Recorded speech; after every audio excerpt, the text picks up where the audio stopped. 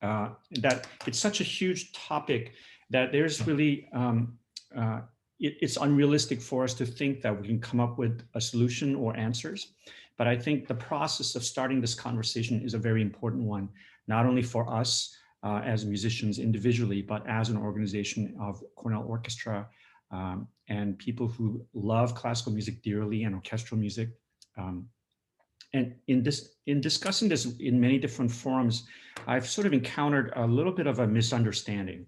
I think, when Aaron Dworkin puts out a call of challenging every American orchestras to program and devote 10% of their repertoire budget programming to underrepresented composers, I think sometimes people take that as, oh, so you want to throw out the baby with the bathwater, meaning that somehow that asking for that, you are against Beethoven. And a friend of mine posted something on Facebook that sort of struck me as being really odd. He's a composer, and he posted, "I'm listening to Brahms. I really love listening to this particular piece." And he said he felt guilty. I think sometimes in this conversation about equity and addressing racism in classical music and orchestra, it's easy to get swept up in the conversation that somehow, because there has been so many years and of neglect and injustice, that it's natural for people of color, women composers, to feel like, I'm just gonna abandon the field altogether. My wife is a composer. I have composers who have basically written off orchestra as a medium for in which they will devote their energy and time writing for. And so I think that's really a shame, because as we would all be the first people to advocate for classical music and orchestral music, I'll go to the mat with anybody who says we should not play Beethoven and Brahms and Mahler, because those are composers I love dearly. I've spent my life advocating for it.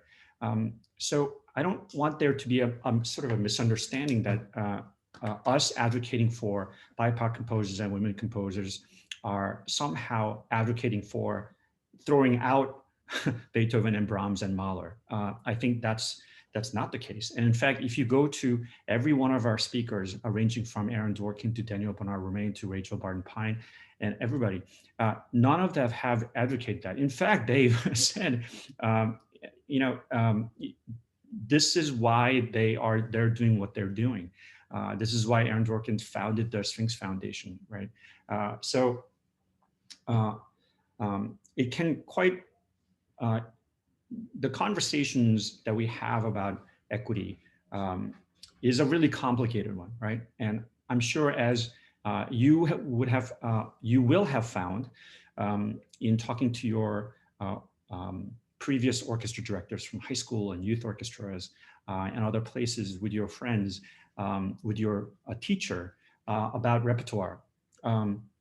I would really invite you to first explore the repertoire, right? So you really get to know a work by a BIPOC composer. You get to know a work by a woman composer, because we just haven't had, including myself, exposure to many of those composers. So I think that'll be the first step. But secondly, don't stop playing Beethoven, don't stop playing Bach, don't stop playing Brahms and Mahler. Continue to champion for those classical music composers, because this is something that's, a lot of our society ignores. And I especially value those of you who are not music majors. You have decided to continue with playing your instrument in college. You want this playing your instrument and being part of a musical community. You value that, where you want to spend time and energy in continuing that as part of your collegiate experience. And I'm constantly trying to figure out, and as a parent of a 12-year-old cellist my son's been playing cello for 3 years, and he's getting to that stage where, and especially in this pandemic, where he's been separated from his friends in orchestra, and he loves playing the cello. He loves his cello teacher, but he doesn't like practicing. And so we get into that conflict zone of how do I encourage this sense of innate love for playing the instrument, which your parents apparently have succeeded in doing so. So I'm always asking our students in the orchestra, what was the secret formula? What was it that your parents did that allowed you to have this love for music, that without them hovering over your shoulder saying, practice, practice, practice, be in orchestra? I mean, I've also had students who come to Cornell, and I've met them as prospective students. They played, submitted a musical supplement, and they're all in about being in orchestra and being part of the musical community. And then they come to Cornell and they leave their instrument at home because they no longer have the desire, or they've used the ticket of being a concertmaster of a youth orchestra as a part of their application packet. And there's a means by which they got into Cornell, but they have no interest in continuing that activity because it's sort of a thing that they did. So for every one of you, there's like 3 or 4 Cornellians who have had significant experience in youth orchestra pre-Cornell, but they choose not to engage with that, right?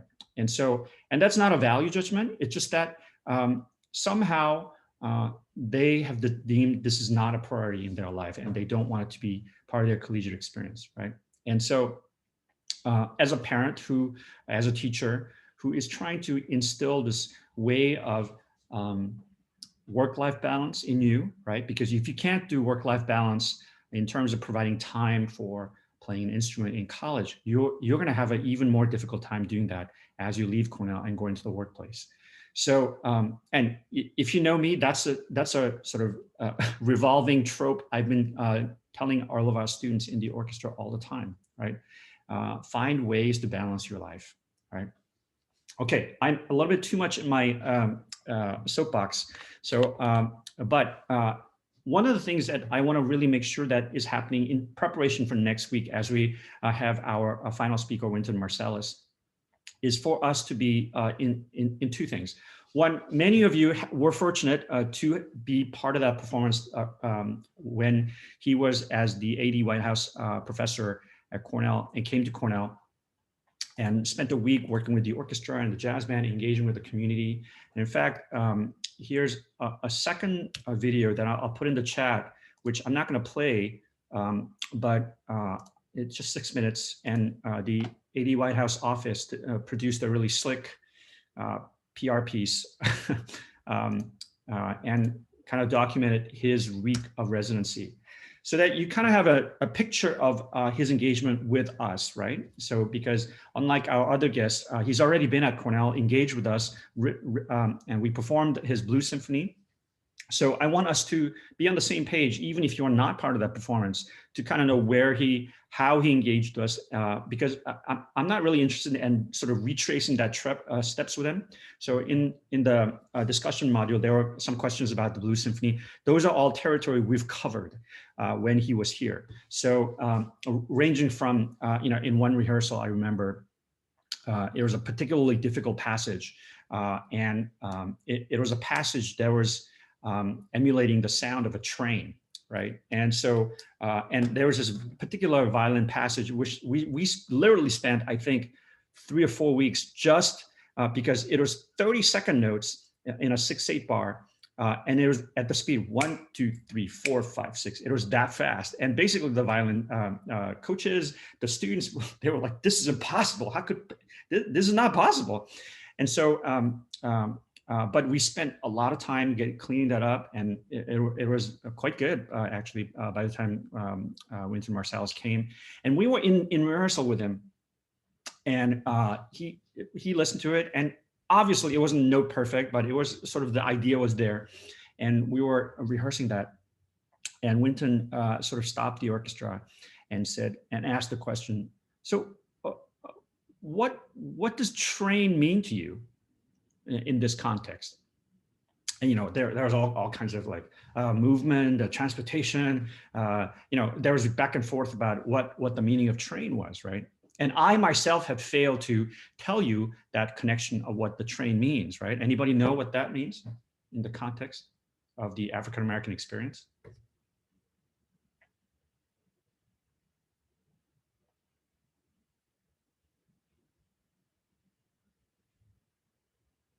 Exactly. Thank you, Alex. Underground Railroad, right? So then it became uh, a big switch in how we thought about that passage. It should be difficult. It should take effort to play that passage, right? So by having a musical representation of the railroad, the Underground Railroad, right? It shouldn't be an easy trip. It shouldn't be a scenic route, right? It should be something that's difficult to get through. It should be something that takes effort, right? There's danger.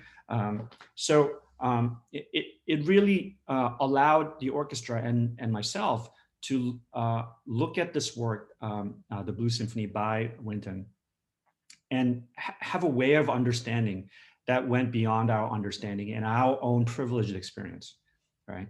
So, and there were many moments like that. So I would really encourage you to look further and listen to the Blues Symphony. Then there were actually 7 movements. We only performed 5. And our iteration was actually very different from the Atlanta Symphony premiere. And there was another premiere by a collegiate orchestra in the South. And there were so many revisions that when I got the parts from Wynton's people in January, and our performance was in mid-March, end of March, March 26th or 7th, something like that. And the rehearsal process, I mean, I kept telling the orchestra, okay, so I have another set of revision to give you.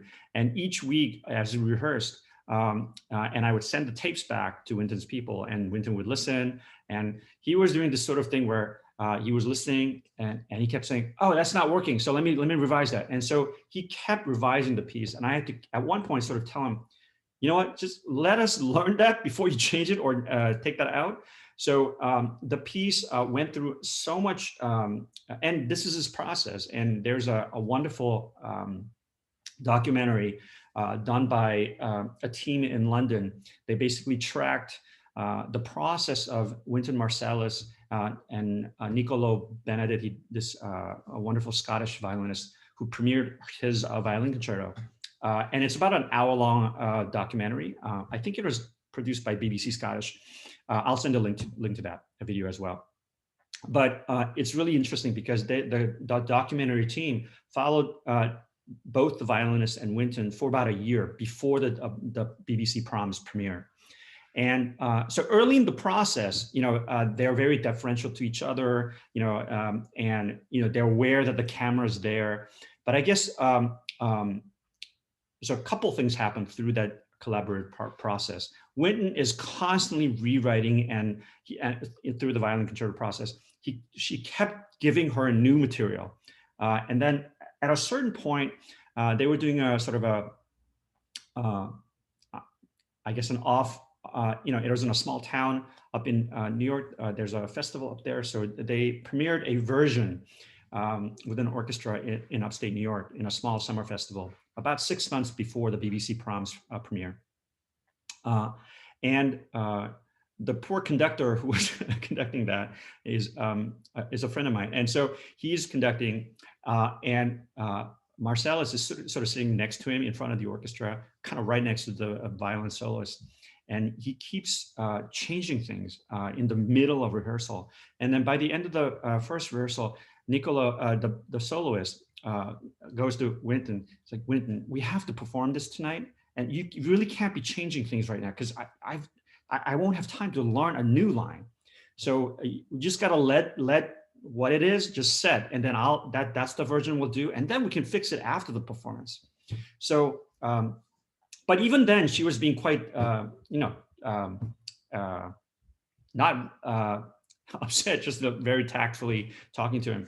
And then week before the BBC premiere, Wynton is still giving her new changes. So the violinist, at one point, she totally forgets the camera's there and basically kind of loses it and says, Wynton, no, you can't give me new music anymore. Like this is the BBC proms. Like I need time to learn the music.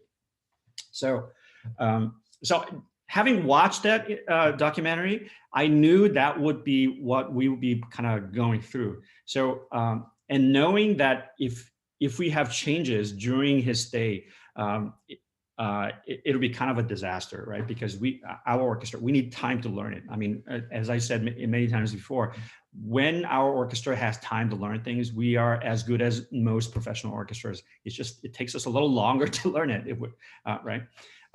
So I had done that process through January through February. So by the time we were rehearsing 3 to 4 weeks before the March premiere of our version of the Blues Symphony, pretty much all the big changes had been done. But even then, like after the first rehearsal, because Winton, there was a big snowstorm, so he was late to our first rehearsal. So he listened to the rehearsal of a Friday rehearsal before the Wednesday concert. And he said, "Oh, let me make some changes." I said, "Okay."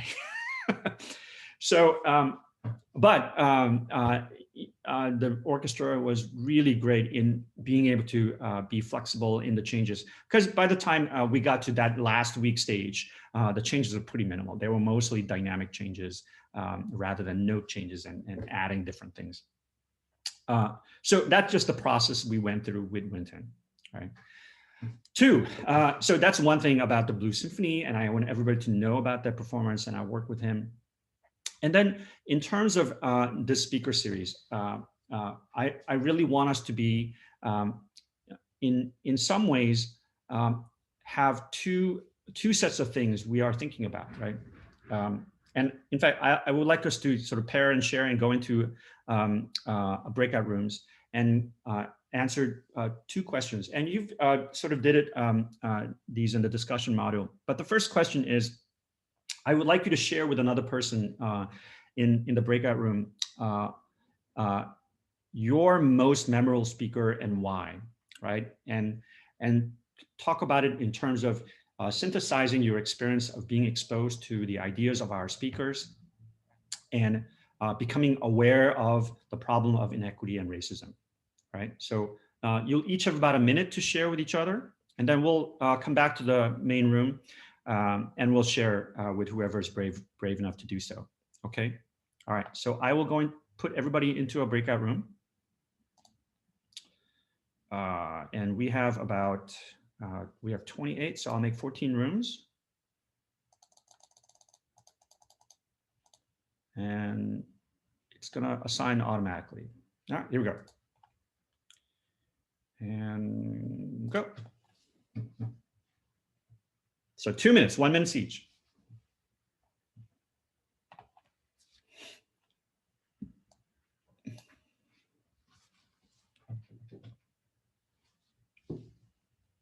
Hi, Tiffany. You get to be in a, okay.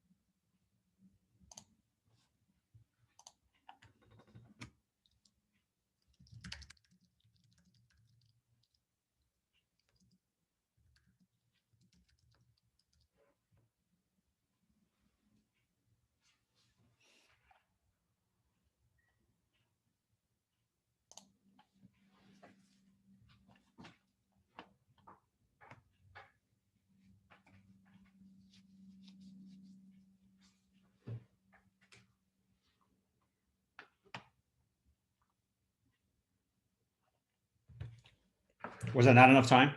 Is it too quick? Okay. All right. So could we share a little bit? Any of you who might be brave enough to share with everybody? And if you could turn your videos on, please.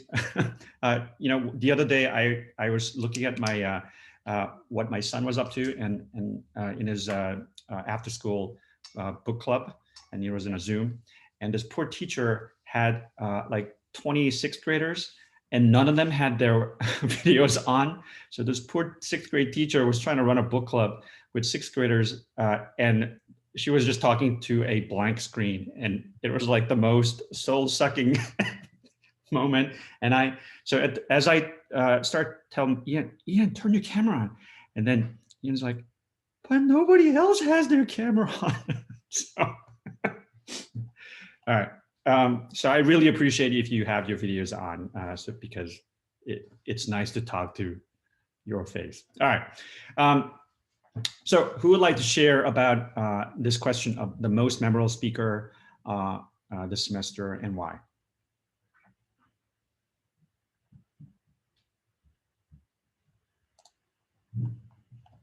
You can use the raise your hand feature if you want, the blue hands.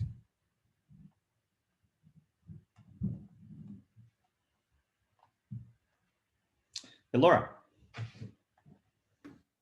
I think the most memorable speaker, all of them were fantastic, but the one that stood out the most to me was when we talked to Jerry Lynn Johnson, and when she gave us a supplemental reading, which was Freedom Dreams. Not only was she such an awesome speaker because the conversation felt so organic with her, but that reading it really resonated with me because of the scope of what it talked about in terms of racial inequity and what needs to be done for racial justice. And what I really liked about it was that it talked about history in the context of today, and it really challenged a lot of what I did and didn't know from before. And it made me uncomfortable at times because of some of the things it talked about were really horrendous and really hard to read about. But I feel like I learned a lot, and overall, I think I'm more open-minded now because of what I read and just overall throughout this speaker series. Yeah, I mean, I also felt very challenged this semester. In the summer when I realized that in-person orchestra, as usual, weren't going to be possible, I basically had to rethink everything about how I teach at Cornell and my relationship to students and music. And so this was basically I ended up teaching a social justice course, right? And I think if you were to tell me that in June, I would have said, I am not qualified to teach a social justice course. So I was basically put in a really in a uncomfortable boundary zone. And it's really, in talking to Aaron Dworkin and Daniel Bernard Romain, who I went to Michigan with, and I happen to know them because I was doing my master's with them during my graduate work. And they really encouraged me to kind of, that's okay. It's, in fact, if you're open to learning, then that'll actually be a vehicle by which you can lead your students through that uncomfortable boundary. So, so I'm really thankful for everybody in the class who went on this journey with me in exploring all of the things that many of us who came from privileged backgrounds really were somehow aware, but really it wasn't really affecting us in a day-to-day basis. So we didn't really think about it as something that's crucial and important to consider. And I certainly went into it, to be honest, skeptical and worried about how I would sort of encounter these subjects, right? And my ability to deal with it. So in that sense, it was personally a really great semester for me, because I was forced to go to places I didn't know how to deal with, right? In terms of navigating repertoire, navigating issues. because this is a very difficult topic to navigate through. So I really appreciate the depth of character and maturity everybody showed. And each week as the speakers encountered your responses, and I would send them on your questions and responses. In fact, Daniel, after having spent an entire summer's worth of these webinars about racism in classical music, he sort of mentioned to me, you know, Chris, your students are quite amazing, because all summer I was put in situations with an orchestra or executive team of a major orchestra, and he would be addressing these EDI issues. And he would encounter such resistance and negative sort of counter balance in the first part of the webinars. He just expected to go into uphill battle the first 25, 35, 45 minutes of a webinar, where just bringing up the issue, he would be sort of, you know, this is not really a problem. Why are you bothering us with this issue, right? That kind of sort of positions. So, but when after the session, we were chatting, and he said, you know, that really felt liberating, because I never had to fight for it. And you accepted him immediately into the conversation without putting judgment or putting doubt as a way of talking to people, right? So he really appreciated that. Okay, about next semester, just we'll get to that. Okay, but the second question is, you know, with the mentors, I talked about these concentric circles of influence, right? Yourself, your friends and family, your community, and then the wider world, right? And so there are things we can do each individually to affect change, right? In this, what seems to be a structurally impossible monolith of racism in orchestra, right? But just as there are things we can do about the environment, and there are things we can do personally, right? So why don't we go into the chat, just 2 minutes, okay? And share with each other, what can you do personally to affect change regarding inequity and racism in classical music and orchestra? All right, so I'm gonna put you back in the breakout rooms, and maybe same rooms. So whoever talked more, talk less this time, okay? All right, here we go.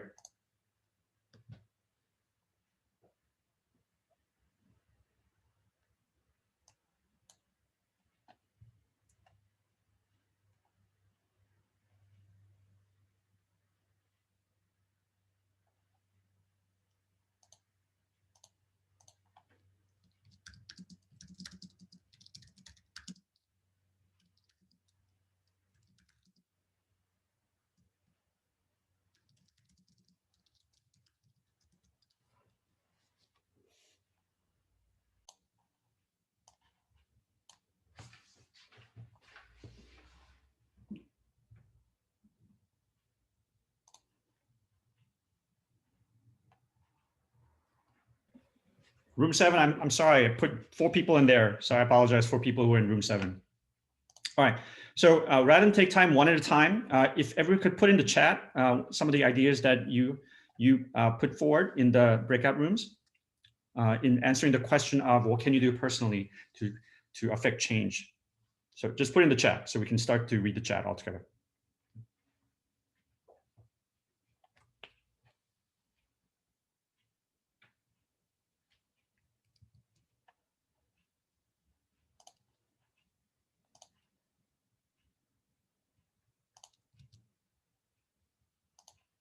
So I'll put one in the chat.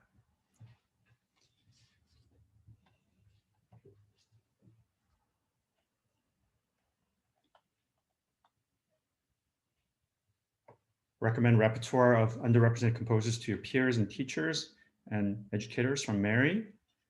I put in the chat the resource link for the underrepresented composers. I've been adding to it, as well as our conducting class have done presentations on underrepresented composers. So they've put those presentations in the link, and they're really quite interesting. Arya, listening to more music by underrepresented composers. Michael puts contact leadership of local youth and youth orchestras we've been involved with. Also school music programs if you were involved close to faculty. That's a great suggestion.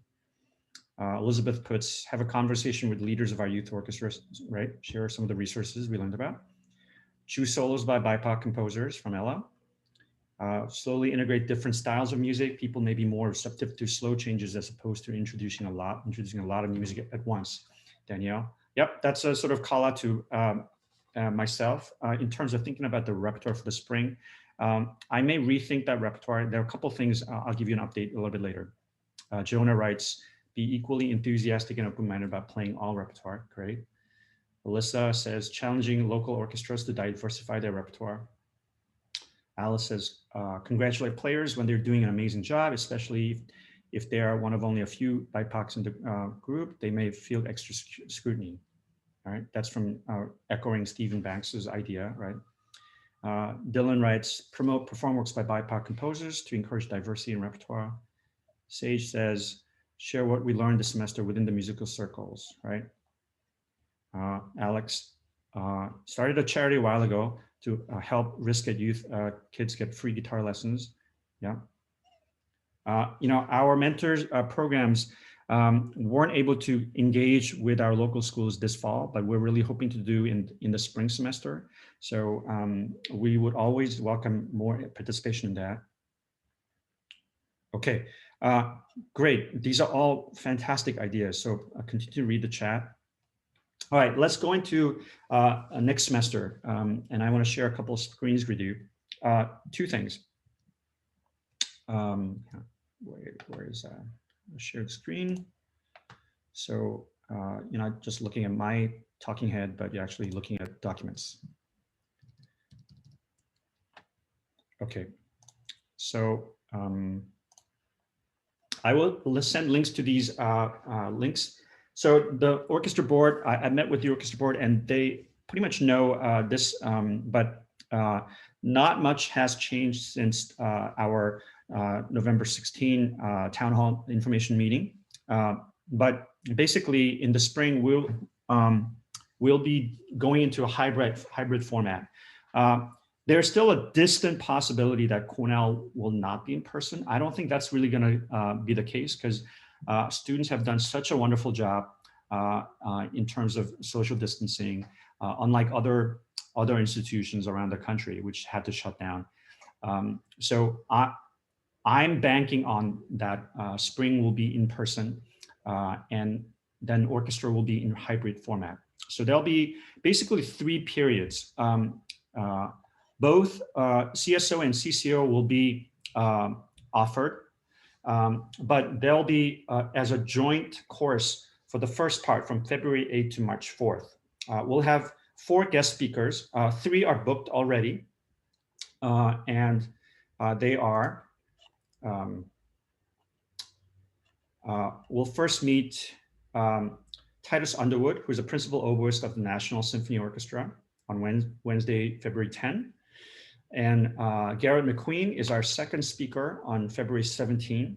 He's the NPR host, M as in Minnesota Public Radio, who was fired for going out of the playlist that's been set and playing more BIPOC composers and underrepresented composers in NPR. So, but he's also an activist and he started as a bassoonist in a professional orchestra. So we'll talk to him. And then actually I'm looking for a guest. Initially, I was trying to have the president of the Detroit Symphony, but she is having quite a difficult time undergoing treatment for cancer. So she's unable to join us. So I'm actually looking for a speaker. If you have suggestions, I will welcome and try to engage that person. So let me know if you have ideas. I have certain couple other ideas in approaching people, but there's an open slot for February 24. And then March 3rd, our speaker will be Edward Yim, who is the Chief Content Officer of WQXR. He's one of the few Asian Americans who are in executive positions in the classical music world. So he was an artistic advisor for the LA Phil, for the New York Philharmonic. and also the American Composers Orchestra as a president. So he'll be talking to us, and actually, we're quite excited about that. But let me get back to the hybrid plan. So after that initial period where both orchestras will meet, like we have met in the fall, on Wednesday afternoons from 4:55 to 6:25. And then at the same time, 4121 advanced conducting will be offered on Monday, Wednesday as a 4-credit course that can be taken for grade or SU student option. Okay. All right. Then March 7 will be our Festival of Solo Works by Underrepresented Composers. And this is the, no, that's the other form. This is the application form. There is no application fee to participate. The great it's a really wonderful opportunity. Daniel Bernard Romain, Rachel Barton Pine, and Aaron Dworkin have agreed to be coaches. So the idea is that you would play or pick a piece in consultation with your teacher, and send in a rehearsal video. And then that video will be viewed by one of our guest panel. And then you'll be given feedback either by video or written. And then you'll continue to, with that feedback, prepare the piece. And on March 7, you'll have the option to perform the piece live in a live stream, or produce a video, which will be streamed live at that point, right, on March 7. So I would really encourage people to take part in this. Sorry. And the deadline is actually coming up quite fast. If you need more time, let me know, and I will accept it. But in terms of the deadlines, it's to facilitate our panel being able to have enough time to give you feedback, right? And so if you need more time, then I have to kind of make sure that there will be enough time for our panels to give you feedback.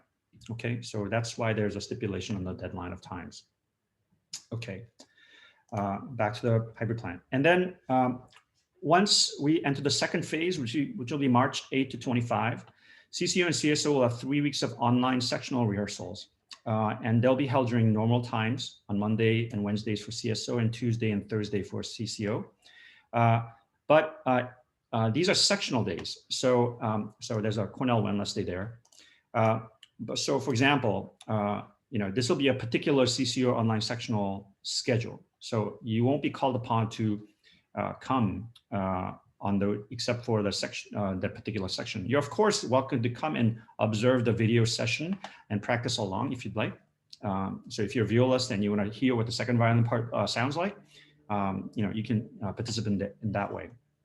And then CSO sectionals are like this.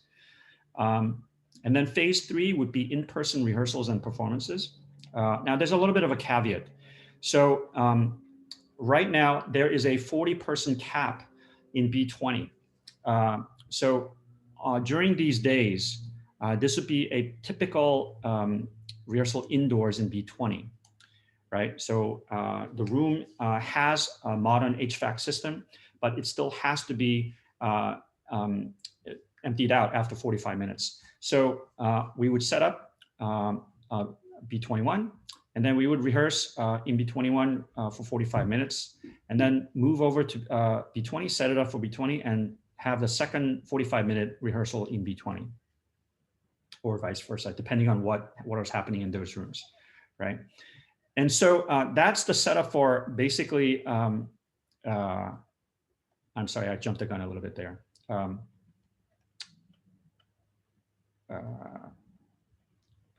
On when the weather is too cold to practice outdoors in tent location. And there's a bit of a problem with the tent locations because facilities is they usually put up the tents for graduation ceremonies and those things in May when there is no danger of snow. But these tents are such that if there is a snow event in April, then those tents will be damaged. So they're unwilling to sort of set it up, and then if the weather says snow is coming, take it down and set it back, because the cost of doing that is prohibitive. So there's a little bit of negotiation I'm going through in terms of the outdoor space that the orchestras can rehearse in. And this really affects whether winds and brass can be included, because in terms of the B20, B21 indoor rehearsals on Monday, Wednesday, that's really not an issue for strings, percussion, and piano, right? But there's still a cap of 40 members in B20. 40 is the absolute maximum they're willing to have in terms of non-wind and brass players. So Paul Merrill has put together a system called Dante, connecting my office and his office so that a jazz combo can rehearse in real time. They're connected through intranet. And so in one room would be non-wind and brass instruments such as a drum set, piano, and bass. And those three would be social distance and play in one room. And then they'll be connected to the next room, which would have a single tenor sax player or single trumpet player. So they've been doing this tiny desktop concerts, and there's still a latency issue. I think it's about 12 millisecond. So it'll be as if you're playing in Barton or Sage Chapel, where there's a delay, right? So there's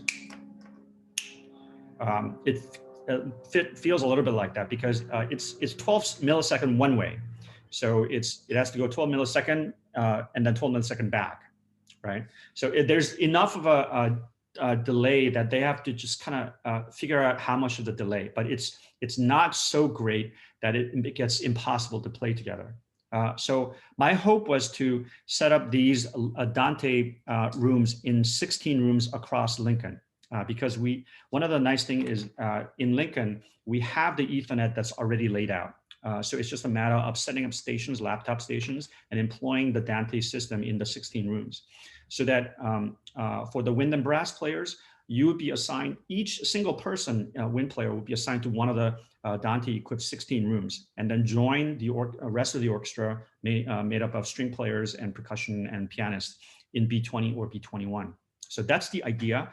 It is still being flushed out because we have to run a whole bunch of tests. And in fact, Ryan McCullough, who is a piano DMA student, will be teaching a course on teaching you how to run these types of Dante recording quality. So it's sort of a 1-credit course teaching you how to use this. So I would really recommend all of the wind and brass players who want to take part to look into registering for this 1-credit course that'll teach you how to use these Dante rooms. And so because as of right now, there is no singing, wind playing indoors as a group, right? So we have to figure out a way for wind and brass players to be part of the orchestra in-person experience, right? So because in Ithaca, we can have snow as late as mid-April. In my 16 years, it snowed the first week of May as well. So tent in the quads, like the wind ensemble did in early September and early October, it's really not a viable option as of yet, okay? So they might put up the tents for maybe the final week, and our performances will be set first 2 weekends of May. So, but that just doesn't give us enough time for us to rehearse as an orchestra together. So, so that's being worked on. Now, there are a couple trenches, right? Because I still don't have guidance or clearance or information about what locations the orchestra rehearsals will be in until January. So I've been basically told that in January sometime that I'll get information about where the rehearsals of CSO and CCO will be. The problem with Barnes is another issue because Barnes Hall does not have a modern HVAC system. So they've had classes in that room, but so far they have not given me clearance to hold chamber orchestra rehearsals in Barnes. Roger, our department chair, Professor Mosley, thinks that it's quite possible that that's going to come through, that I shouldn't worry too much about CCO getting clearance to rehearse in Barnes. And because Tuesday, Thursdays, I'm not sure I have access to B20 or B21 on Tuesday and Thursdays. So there's a distant possibility that CCO will not be offered because I don't have a venue to rehearse in. I'm also exploring other options of rehearsing quasi outdoors. Bailey Hall is another issue. If Barnes is not available, I said, what about Bailey Hall? Can I rehearse in Bailey Hall? And so that hasn't been cleared as well, because Bailey is one of the venues that is used very heavily by large classes because it's one of the few places they can social distance. So the improvisation ensemble and the chamber singers have used the parking lot by BB Lake, which is underneath Martha Van Rensselaer. I think that's the name of the building. And so that parking lot has two sides, if not three sides, protected from the elements. If you go to the parking lot by the baseball field, that's basically open on three sides to the outside element. So even with heaters, if it's a windy day, even in April, that's really not an option because our instruments will crack, and that's really not an option.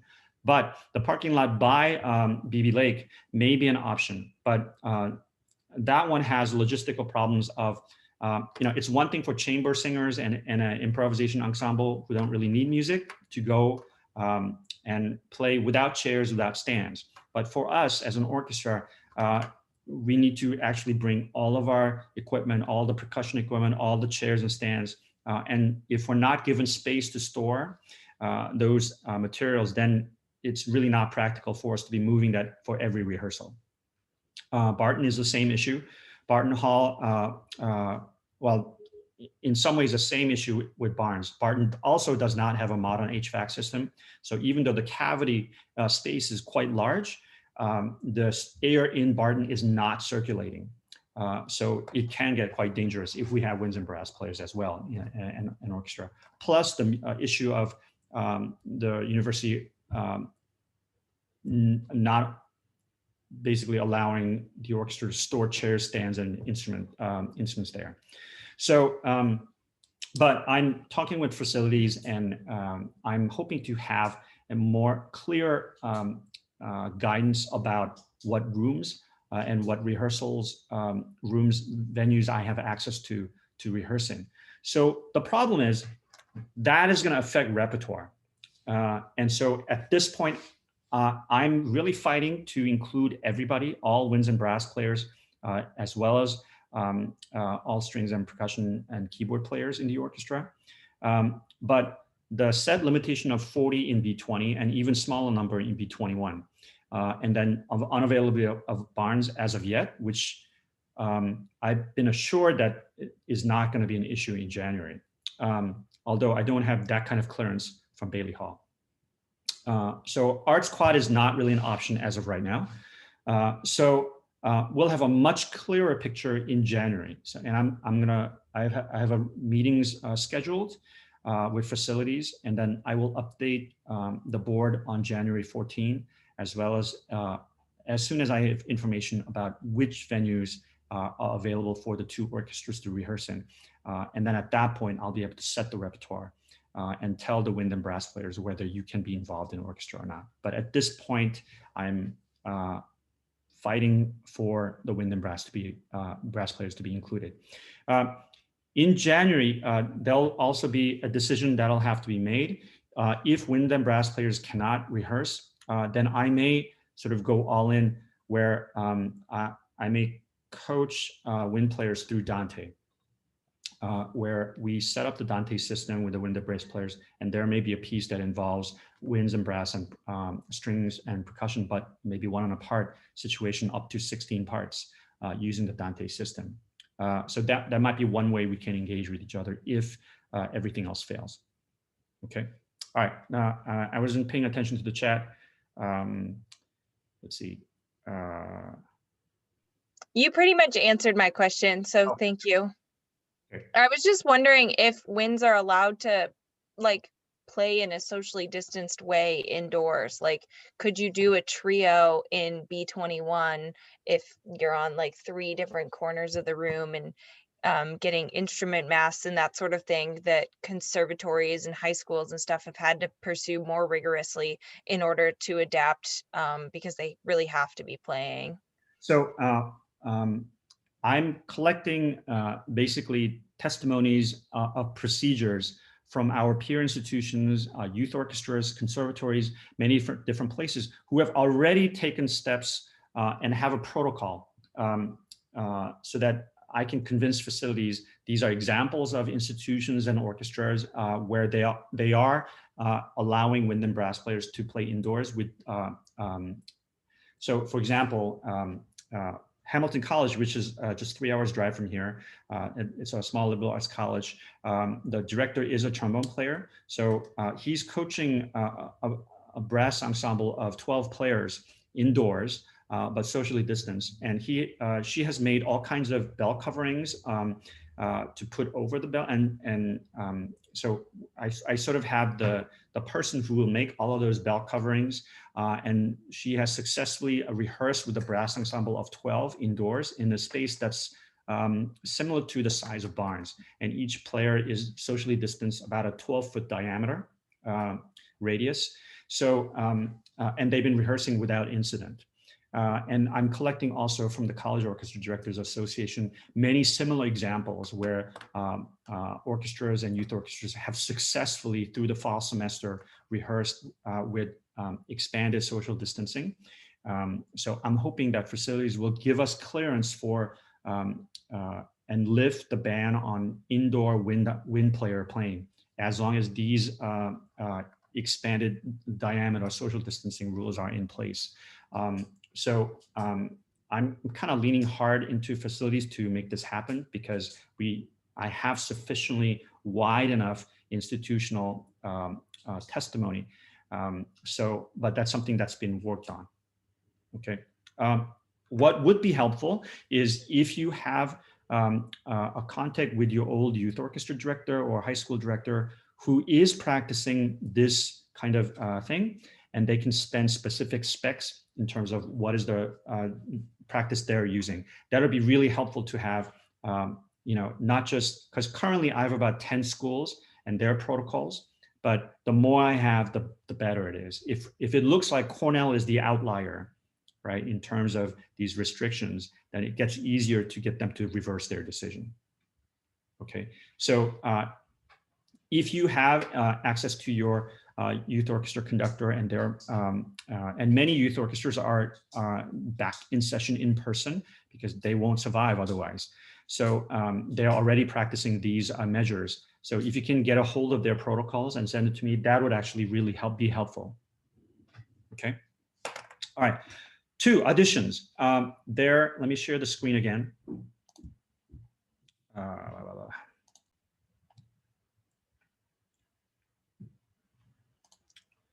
Okay, this is the audition form.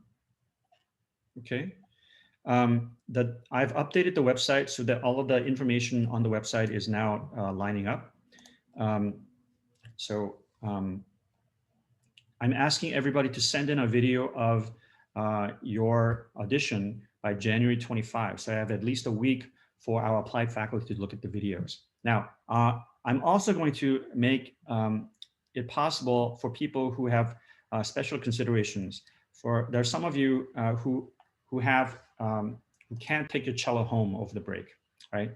So in cases like that, I'm allowing for that first phase of rehearsals where we're basically not in person yet. And so let's say you have to go home and then you come back and you've left your instrument at Cornell during the winter break and you need time to get back in shape.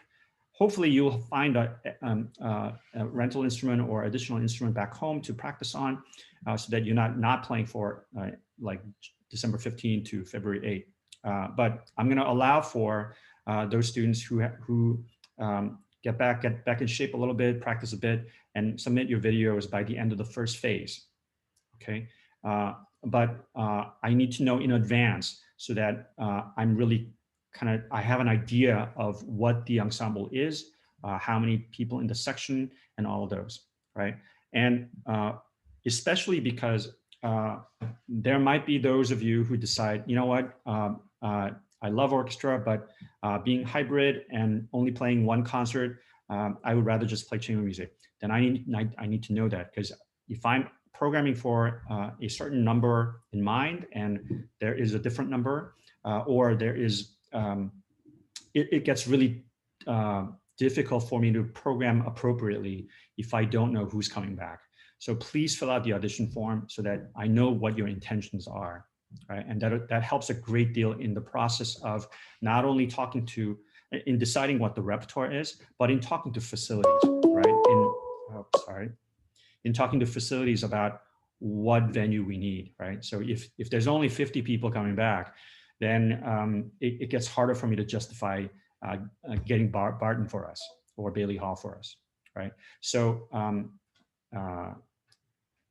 it really helps the process if you let me know that what your intention is in terms of spring semester. All right, Alex writes, what do I do if there's no audition material for my instrument?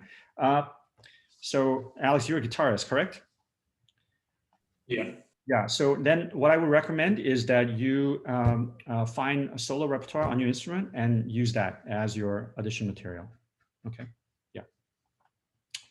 All right, and especially if I know you're part of the orchestra, then I have to find repertoire that involves guitar. So it's more important that I know what your intentions are. Okay, all right. Let's see. I think I covered everything that I wanted to cover. Okay, I'm going to open it up for questions because I'm sure many of you have questions that hasn't been answered. And I'm sorry that this is like last summer, a bit of a fluid situation, right? I'm banking on the fact that Cornell will be in person. I'm banking on the fact that most of you will want to be back. And so the unknowns that make it hard for us to know exactly what the repertoire is, exactly what the setup will be, and those will be updated as soon as I have more confirmation or changes in lifting of bands in terms of winds and brass playing indoors and all of that. Also, the Dante system is in development constantly, so there's a question mark as to whether, if indeed having 16 rooms connected to B20 is possible to do in real person. Because I think the technical challenge of connecting 2 rooms versus 17 rooms is very different, 2 different things, right? So because I've also experienced doing a session on Zoom, recording things, and the number of connections start to widen the latency. So we haven't tried to connect 17 rooms and we don't know what that does to the latency effect. So, all right, sorry, I wasn't paying attention to is there a way to audit CSO in the spring? So Arya, can you clarify that question? I don't know what you mean by audit. Like, can we take it for 0 credits? I believe so. I think that should be still available. Yeah. Okay. Do we enroll in the orchestra for next semester regardless of audition? Yes, go ahead and do that. Yeah.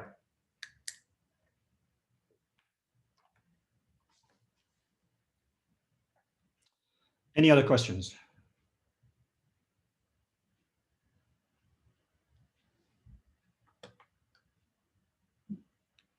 Okay, so I would really encourage you to do 3 things right off the bat. One is, if you haven't submitted a response to our questions for Mr. Marsalis, please do so that tonight I can send him all the questions or send his agent, and you know, his agent takes his sweet time getting the questions to Mr. Marsalis. So please do that as soon as you can, so I can send it to him later tonight.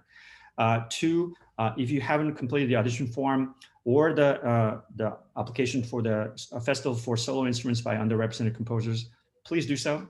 Okay, all right.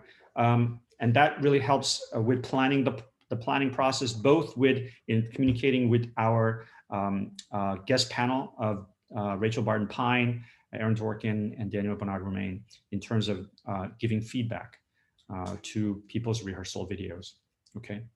All right. I'll stay on if you have questions to ask me that you're too shy to ask in person all the way through. All right. So next Wednesday is our session with Wynton Marsalis, and that'll be our last session. Okay, stay safe. Thank you, Prof. Take care.